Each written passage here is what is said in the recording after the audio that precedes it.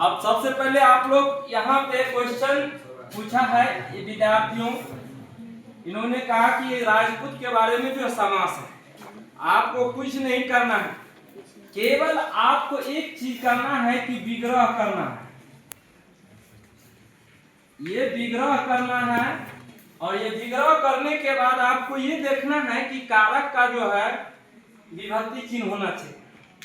विग्रह करने तो राजपूत किसको कहते हैं? साधारण भाषा में बोलचाल में हम लोग जो बात करते हैं तो राजपूत किसको कहते हैं?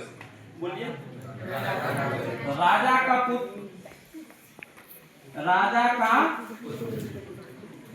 पुत्र साधारण बातचीत जो करते हैं बोलचाल में तो कहते हैं राजपूत किसको कहा जाता था? राजा का पुत्र। इसी को तो कहा जाता है विग्रह। इसी को क्या कहा जाता है? विग्रह। और एक बात ध्यान में रखिए, समास में विग्रह होता है और संधि में क्या होता है? विच्छेद होता है। समास में पदों का मेल होता है और संधि में क्या होता है? पदों का मेल होता है। इतना ही समास और संधि में जो फर्क पूछते रहता है ऐसे कहना। तो राजपूत सबसे पहले देखिए, राजपूत जो देखिए राजा का पुत्र, और इसमें लड़के पूछा है कि जो है समास बताने के लिए कहा है। समास क्या बताने के लिए? समास। आपको ये ध्यान रखना है कि समासिक जब विग्रह करेंगे तो मध्य में, यहाँ मध्य में ये क्या है? मध्य। क्या है? मध्य। इसी को क्या कहते हैं? बीच। अपनी देहाती भाषा में हम लोग कहते हैं इसको बीच में। क्या कहते हैं? बीच में। मध्य में किसी भी कारक का, किसी भी कारक, किसी भी कारक के विभक्ति चिन्ह आएगा।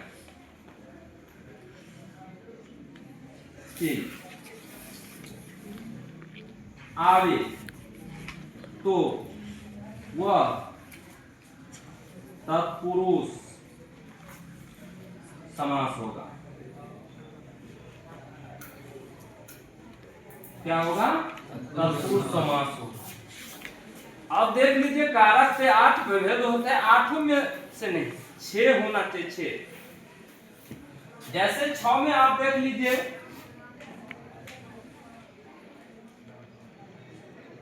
कर्म कारक, करण, संपादन, अपादान, अपादान, संबंध, अधिकरण, कारक। ये आप लोग इधर जो है ध्यान दीजिएगा बोर्ड की तरफ। 1 2 3 4 5 6 ये 6 जो कारक का है, 6 में से किसी का भी विभक्ति चिन्ह देगा। विभक्ति चिन्ह आएगा तो वो ही तत्पुरुष होगा।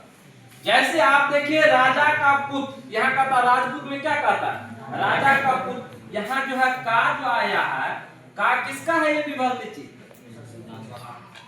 का किसका है? संबंध का के की है ना? संबंध। आप देखिए यहाँ पर हमके संबंध का चिन्ह है, ये काके की किसका है? संबंध। संबंध कारक का जो है विभक्ति चिन्ह है, चिन्ह है ना? संबंध कारक का विभक्ति चिन्ह है।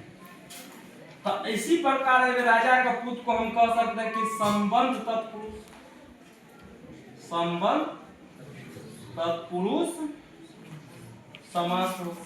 क्या होगा? संबंध तत्पुरुष समास होगा। हमको केवल तत्पुरुष समास जब पूछे तो उसमें केवल ये चिन्ह रखना है, कारक का है।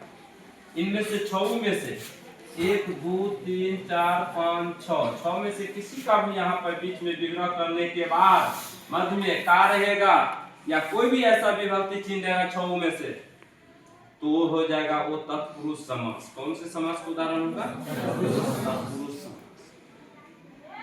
अगर भगवान वाली बात होगा तो बहुविधि हो जाएगा। क्या होगा? इसमें संख्या की बच्ची प्रथम पद संख्या वाची हो तो वो द्विगु समास हुआ। जिसमें दोनों पद प्रधान हो। दोनों पद प्रधान का मतलब होना चाहिए कि दो गो उसमें पद रहता है। कितने पद होता है? दो पद होता है। जैसे कि आपको लोटा डोरी, लोटा डोरी, जैसे दाल भात, जैसे माता पिता। तो ये इस प्रकार के जब रहेगा तो आपको क्या होगा? द्वंद्व समास होगा। आप तो जानते हैं ये बात, द्वंद्व समास होगा। अगर ऐसे ही सेम रहेगा द्वंद्व समास में, देखिए एक बात और रहता है, इसका चिन्ह होता है शाब्दिक रूप से चिन्ह, मतलब शब्द के आधार से शब्द जैसे चिन्ह होता है। इसका चिन्ह जो होता है जैसे और होता है, एवं होता है, अथवा होता है, या होता है, यानी इत्यादि ऐसे होता है। ऐसा भी चिन्ह, ये योजक चिन्ह, योजक जिसको ऐसे इंडिकेट किया जाता है। इन जगहों पे आपको देखिएगा ये चीजें शब्द या वर्ण दिया रहेगा, तब पूछेगा कौन सा, तो वहां पे आप बैठाएंगे ना, वहां पर क्या होगा? द्वंद्व समास होगा। क्या होगा? द्वंद्व समास होगा। अब देखिए इसी प्रकार आपको सेम लगेगा द्वंद्व समास जैसा, फिर ऐसा शब्द देते जहां पर कंफ्यूज करके बच्चे क्या करते हैं, दोनों ऑप्शन में रहता है द्वंद्व और द्विगु दोनों रहता है। क्या समझे? अभी भर रहता है, बहुव्रीहि देगा, सब ऑप्शन में 4 गो डाल दे और वहां कंफ्यूज करते। तो सबसे पहले यहां देखिए,